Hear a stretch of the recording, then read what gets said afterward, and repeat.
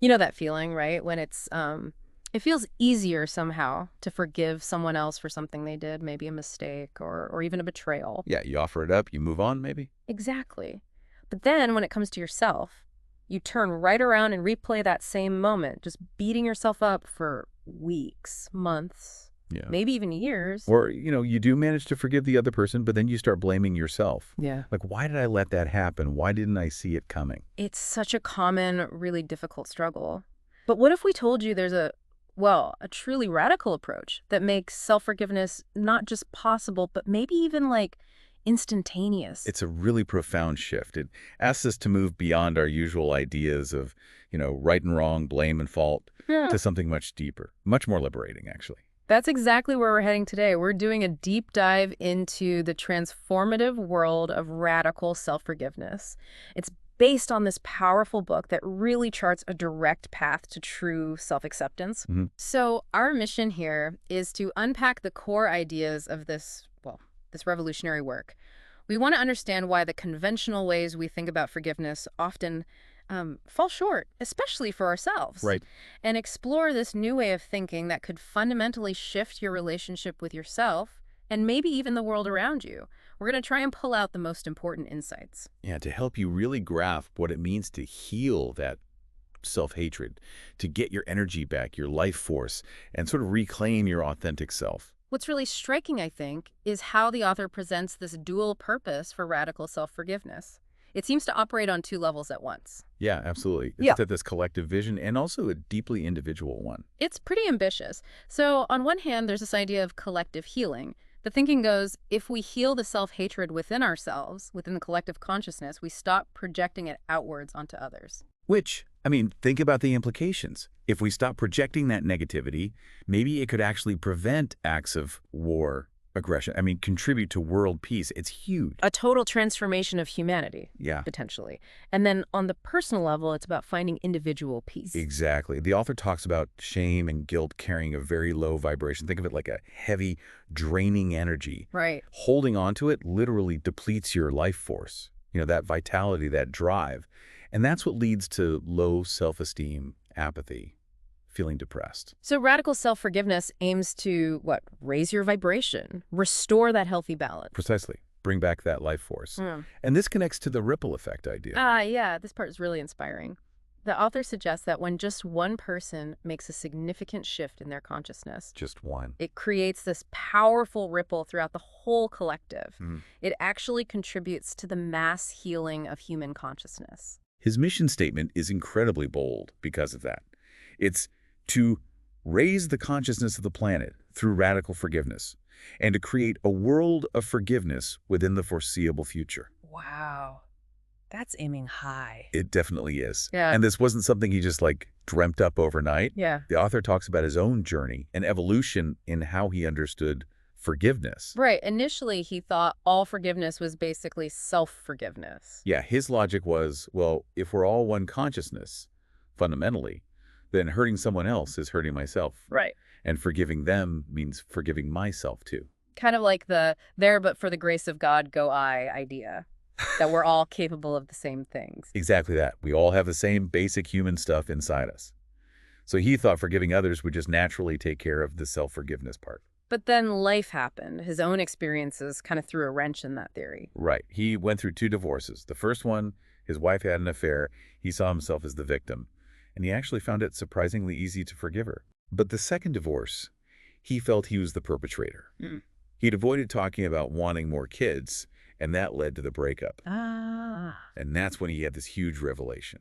The guilt he felt as the perpetrator was way harder, way more intense, and it lasted much, much longer than the pain he felt as the victim. So beating himself up was worse than the pain of being betrayed. Significantly worse. Yeah. He realized how relentless he was being towards himself. And this wasn't just his personal experience. He saw it in his workshops, too. Yeah, consistently.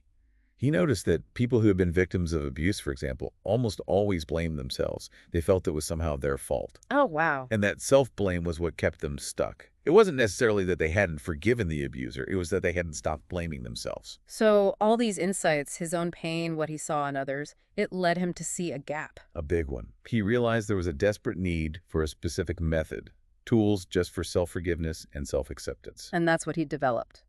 And tested. Yep, since around 2003, through online programs, workshops. Yeah. It's designed specifically for anyone, who really struggles with forgiving themselves or finds themselves blaming themselves when things go wrong. Okay, so that brings us to the core of it, the foundation, what the book calls the radical assumption. This is really the mind-bending part. The core belief is, at the spiritual level, no one is doing anything wrong or making any mistakes. Whoa. Okay, let's unpack that, because that's a total game changer from how we usually see things. Right. It's saying from a spiritual perspective, we are all getting what we need for our soul's growth, and each one of us is in service to the other in this regard. Meaning, there are no victims and no perpetrators, really. At that spiritual level, yes, that's the radical part. It's a perspective shift. So how does that contrast with, normal forgiveness? Well, conventional forgiveness operates entirely within our human world of right and wrong, good and bad. It basically accepts victim consciousness as a given. Which makes it hard to forgive, especially yourself, if you fundamentally believe I did something wrong or I am wrong. Exactly. How can you forgive that from the same level of consciousness that created the judgment? Radical self-forgiveness acknowledges the human feelings, the guilt, the shame, but then it shifts the energy. How? By emphasizing that spiritual principle. Nothing wrong ever happened. It doesn't invalidate your human experience, but it offers a different lens that brings peace at that deeper spiritual level. So it sort of sidesteps that logical knot of who's forgiving whom. Because if I'm forgiving myself, the forgiver and forgiven are the same, which is confusing for the human mind. Precisely. The book explains this using the idea of an internal committee running the show inside each of us. Characters, archetypes. Okay, like who? Well, there are three main ones highlighted. First, the resident judge, Oh. probably the loudest voice for many of us. Relentless, always finding fault, piling on the guilt. That's the one. Then there's the critical parent. Treats you like a naughty child, scolds you, maybe withholds love, really good at shaming you, knocking down your self-esteem. Oof. Sounds familiar. Is there any good news in this committee? Yes. Mm. Thankfully, there's the inner lover, or the self-loving self. This part lives in your heart, often quieter, overshadowed maybe. It loves you unconditionally, no matter what. It's tolerant, forgiving, compassionate. It's like your inner mediator. But here's the problem, right? The judge and the parent usually drown out the lover. Almost always. They hold sway. They're self-righteous, only interested in proving you wrong, whether the guilt is appropriate or not. They just overrule the inner lover. Which is why trying to forgive yourself using conventional thinking often feels like banging your head against a wall. You're using the critical part of your mind to try and stop the criticism. Exactly. So the radical solution is to bypass this whole internal human drama. Radical self-forgiveness doesn't appeal to that struggling human self. It appeals to Your higher self, what the author calls the I am self. Okay, fascinating. Tell me more about this I am self. What is it? It's described as the part of us that's connected to the divine, to source, all that is. It's not really an individual self in the way we usually think about it, because in that spiritual realm, ultimately we're all one. And its purpose, what does it know? It knows the deeper truth, who we really are, why we're here on Earth. And apparently, our primary purpose is to expand our sense of oneness by coming here to experience the opposite. Separation. Yeah, to experience everything that isn't love so that we can truly know love. It's a profound idea. That really does put a different spin on things. Okay, so if conventional forgiveness gets stuck, how does this radical approach actually work differently? What makes it break through? Several key things make it different. First, like we said, the appeal isn't made to your conflicted human self, but directly to your higher I am self. Through what the book calls spiritual intelligence. Exactly. And that's why it's described as potentially quick, easy, and effective. It's operating on a different level. And it sounds incredibly accessible, too, not like years of therapy necessarily. Right. The book claims it requires no skill or special ability. It can work even if you're totally skeptical about the whole thing. Seriously, you don't even have to buy into the no accidents, no mistakes idea. Apparently not fully. Just need to be a little bit open to the possibility. That's enough for the process to work. Okay, third difference. Structure. Traditional forgiveness can feel a bit vague, like how do you do it? Radical forgiveness provides a proven step-by-step methodology. There are tools, worksheets that guide you through 5 specific stages. Like a roadmap. Got it. And the mechanism, how does the forgiveness actually happen? This is crucial. Your everyday thinking mind, your intellect, it's only peripherally involved.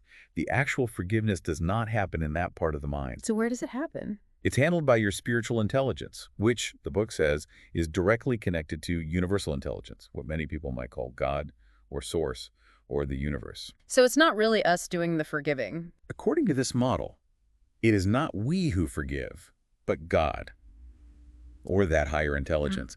The tools are kind of like, well, a form of secular prayer. They even work for atheists, the author claims, because everyone has this spiritual intelligence. And the release of the guilt or shame isn't something my ego just decides to do? Nope, your ego doesn't get to make that call. It happens automatically when you use the tools, because they guide your spiritual intelligence through those 5 stages. The release is a byproduct of aligning with that higher perspective. What about the ego then? Is it just the bad guy in this story? Actually, no. That's another shift in perspective. The ego, or the little self, isn't seen as an enemy to be crushed. It's viewed as one of your guides. A guide. How? It works with your spiritual intelligence. Its job is to make this human experience feel real, chaotic, sometimes scary. It helps us experience the pain of separation. Which is the lesson we're here to learn. That's the idea. The ego guides us through these experiences, these lessons, until we hit a kind of breakdown experience, a point where things fall apart. And that breakdown is actually good. It's a signal. It prompts our spiritual intelligence to step in, to make us ask questions like, hang on, could there be something else going on here? Or is there a deeper meaning to all this suffering? And that's the start of waking up. That's the beginning of the awakening process, yeah. That's a powerful reframe of the ego's role and this understanding of our different levels of self, the higher self, the ego. It also helps make sense of all the other selves we seem to operate with, right? The ones that affect self-acceptance. Absolutely. The book talks about a few key ones. First, the inferred self. Okay, what's that? That's how other people see you. But often it's based on qualities you're projecting energetically, which might not even be your true nature. So the insight is, take responsibility for the signals I'm sending out. Exactly. Recognize the disparity between who you are and how you're coming across, and own the energy you're transmitting. Okay. Then there's the ideal self. Ah, yes, the fantasy self. Who you wish you were, often based on role models or societal expectations. And the danger there is Lack of congruency. If your ideal self is miles away from your authentic self, the book warns it leads to feeling constantly off balance, confused, disappointed, just deeply dissatisfied. You're chasing something unreal. Makes sense. And the socially modified self. That's the version of you that shows up to fit in, to be accepted by your family, your friends, your colleagues, even if it means hiding or giving up parts of who you really are. We all do that to some extent, probably. Sure, but the book warns about the danger of living too much out of integrity with yourself. It's essentially living a lie, and that chips away at your authentic self. The goal is always to reclaim more of your true self. Okay, but then there's maybe the trickiest one, the saboteur self. Oh yeah, this one's fascinating. It's described as this internal part that's constantly scanning your subconscious mind. Checking for what? Checking to make sure your conscious actions and desires align with your deeply buried beliefs and prejudices. And if they don't align? Then the saboteur kicks in. It will sabotage you in every way possible. Relationships, finances, health, career, anything. Why? That sounds terrible. To ensure that your subconscious beliefs are proven right, it's trying to maintain internal consistency, even if those beliefs are negative or limiting. Can you give an example? Sure. If deep down you believe marriage never works out or I'm not worthy of a loving relationship, your saboteur might make sure you're only attracted to unavailable people. Or you push partners away. Or with money. If I believe rich people are greedy or I'll never have enough. Your saboteur will find ways to limit your income, maybe make you mess up job interviews or spend money impulsively. It keeps your reality consistent with that hidden belief. Wow. So it's constantly working against our conscious goals, our ideal self. Very often, yes. The book says it will most likely always be at odds with your ideal self, and unfortunately will win most of the battles, pulling you away from your dreams. So what's the solution? Fight it. Not fight it, but observe it. Become aware of its patterns, its subterfuge, as the book calls it, and then you can start to dismantle its power, often using the radical forgiveness tools. Okay, that's a lot about our inner landscape. The book also delves into something called the sexual self, right?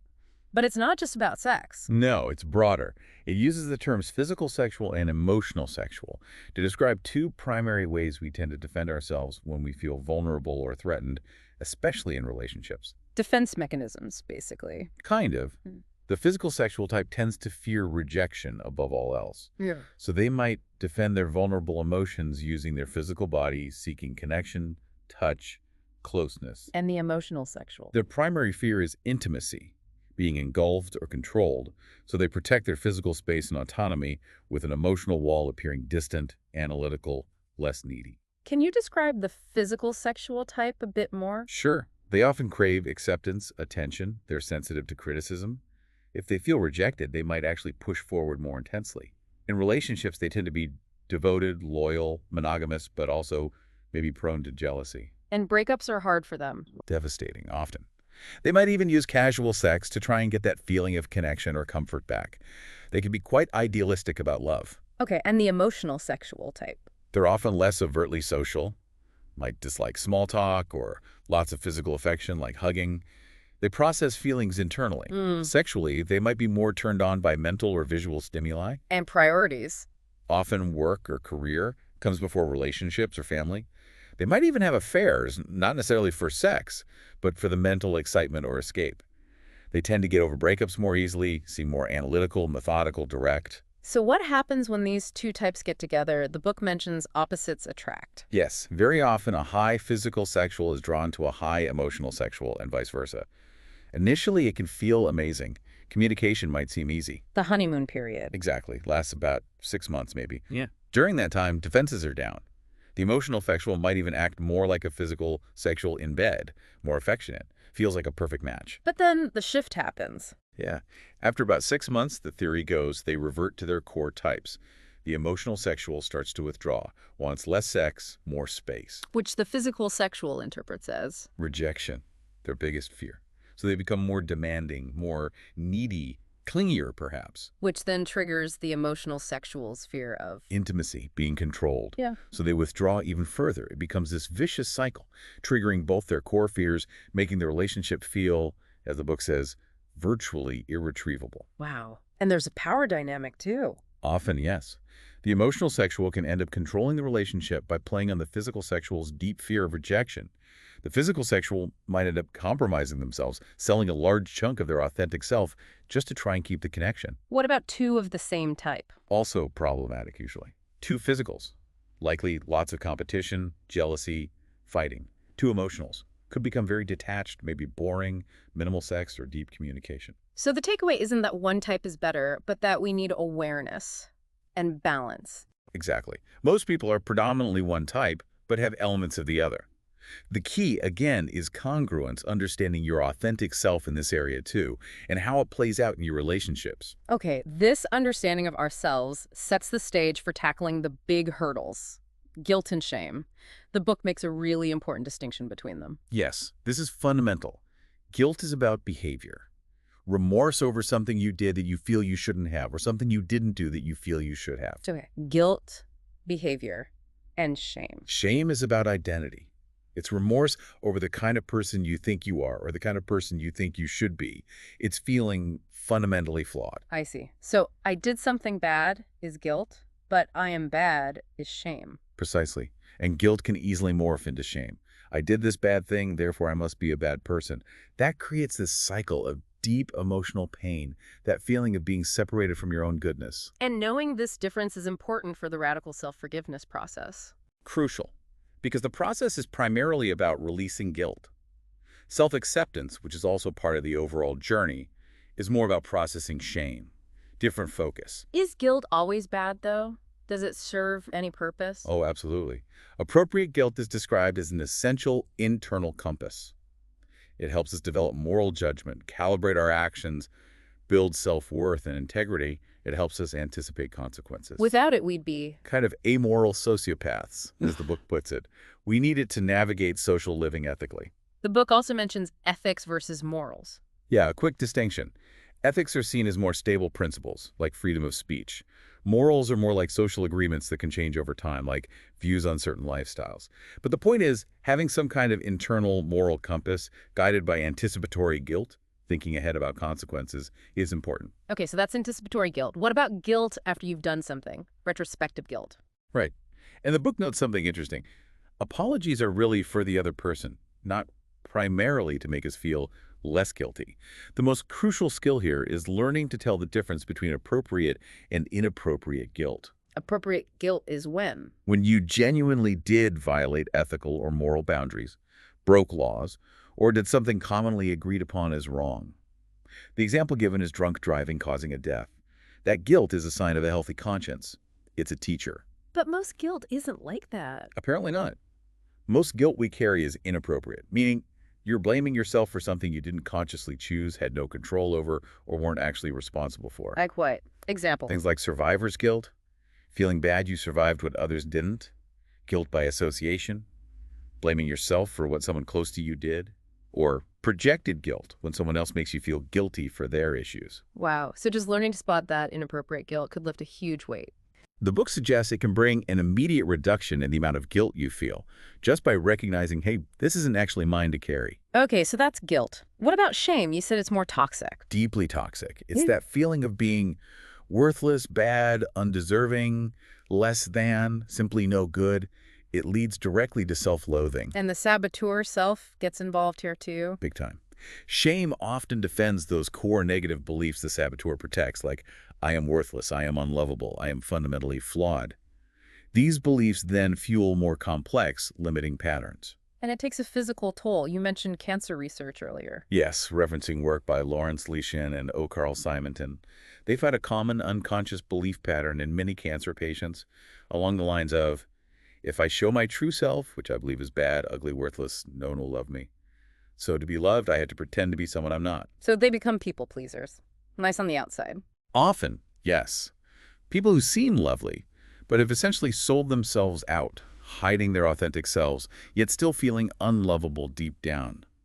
That internal conflict and suppressed self creates immense stress. Where does such deep shame even come from? Often originates in our earliest years, inferred from parents' reactions or lack thereof.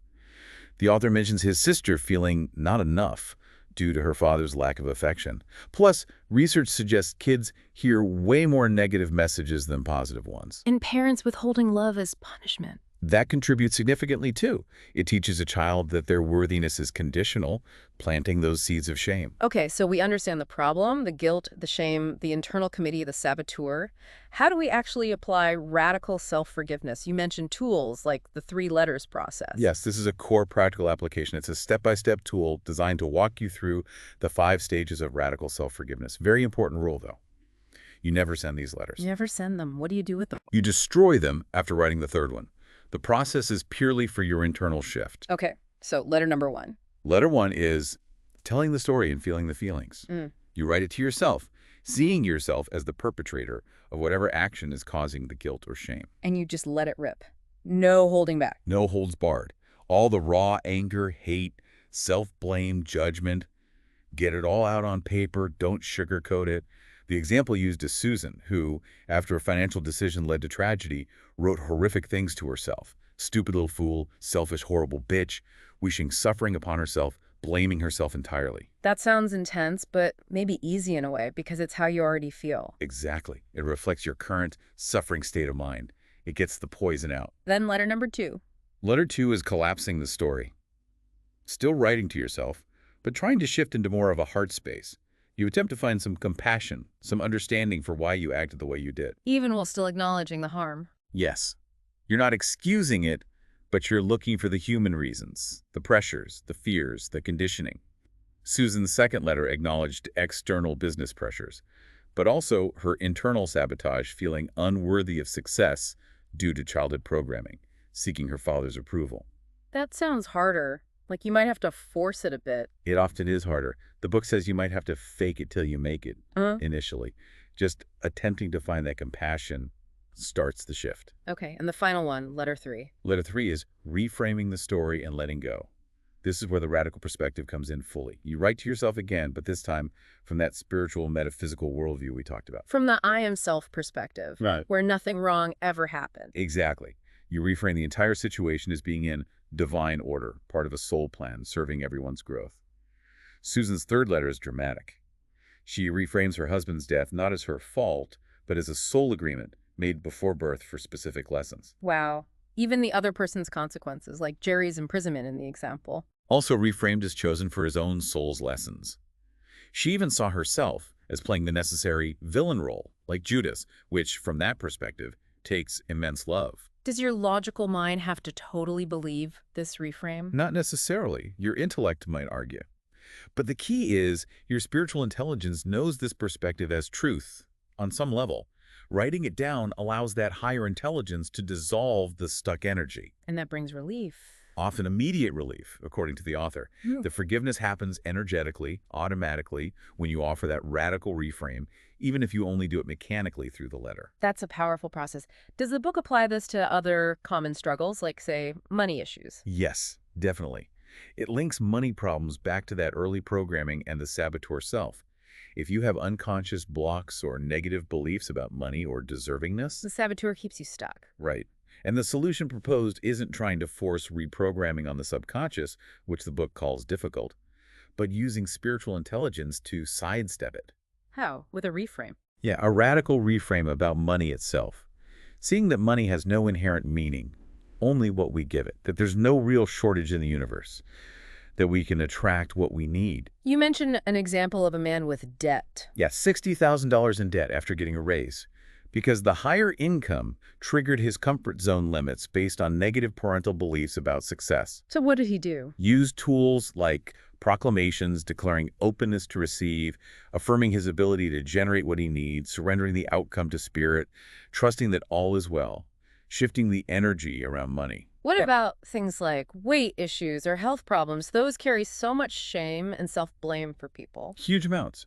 The book suggests this often comes from projecting self-hatred onto the physical body itself. We blame the vehicle, Why? because the body is seen as the vehicle responsible for taking us into and through the deep pain of separation, the human experience. So we resent it for the pain. But the radical perspective here is, That the body, even with its challenges or imperfections, is actually perfect for our soul's journey. That we chose these specific bodies, these conditions, before we were born for the lessons they offer. that's referencing other works too, right? Like Greg Braden or Robert Schwartz. Exactly. The idea of pre-birth planning for soul growth.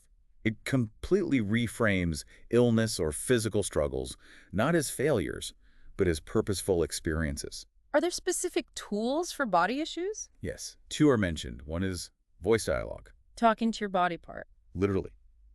Treating an afflicted part, a painful knee, a diseased organ, as if it has its own intelligence. You set up two chairs, have a dialogue. It externalizes the issue. And people get insights from that.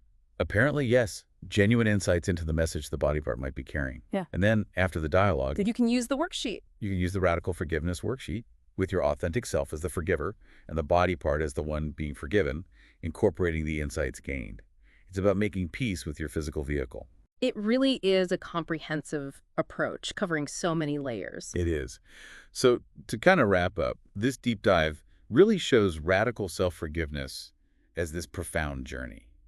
It's about shifting out of that victim mode, that self-blame. And moving towards understanding our spiritual purpose, towards real self-acceptance. Exactly. We've seen how tough it is to forgive ourselves conventionally, with that internal committee often working against us. But appealing to our higher self, our I am self, offers this completely different path, a radical path to peace. And maybe a much quicker one, too. And the encouraging thing is that the tools, like the 3 letters, they're designed to be simple, accessible. Right. Supposedly, they work for anyone who's just a little bit willing, a little bit open, no matter what they currently believe or how skeptical they feel. You don't have to force belief. Just willingness. Just willingness to try the process. So let's leave our listeners with something provocative to think about, drawing from the source material. Okay, here's a powerful thought from the book. If you are now, or maybe if you have been, a criminal of some kind, perhaps served time, done things you deeply regret, and you're listening to this thinking, this stuff can't possibly apply to me, my actions were too wrong, Yeah. know this. According to this framework, it applies to you just as much as it does to the Dalai Lama or Mother Teresa or anyone else on this planet. Meaning, you are no less worthy of love than anyone else, and you can learn to love yourself no matter what you've done. But that kind of profound self-love, the Source suggests, is probably an almost impossible task without appealing to that higher self, that I am self perspective. Wow. That's a powerful note to end on. So for you listening, Yeah. what stands out to you most about that idea?